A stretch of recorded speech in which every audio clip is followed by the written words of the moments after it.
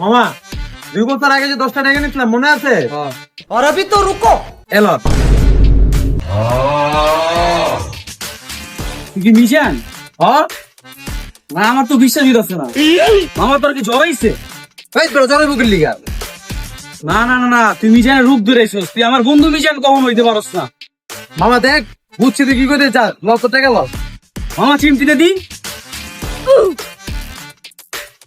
এই কই টাকাটা? লস টাকা কি জাল টাকা? বেড়া এত অরিজিনাল টাকা আছে পুঁজি ভরতে আছে তুই। আচ্ছা তুই আমার লগে আয়। আসসালামু ভাই, কই যান? ওয়ালাইকুম সালাম। কি রে সাকিব, কি অবস্থা? ভাই ভালো।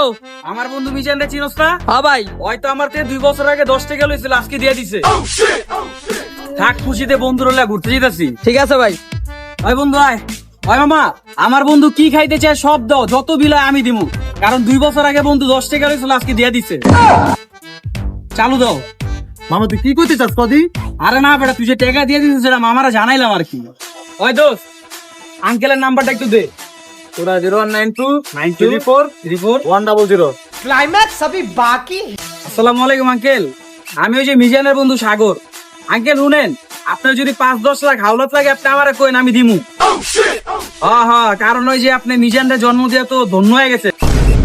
কারণ মিজান 2 বছর আগে আমার 10 টাকা নিয়েছিল, আজকে আঙ্কেল দিয়ে দিচ্ছে। না না, বিশ্বাস করা যায়, ওরাও বিশ্বাস করতে পারেন। আচ্ছা আঙ্কেল ঠিক আছে, আসসালামু আলাইকুম। বন্ধু আয়।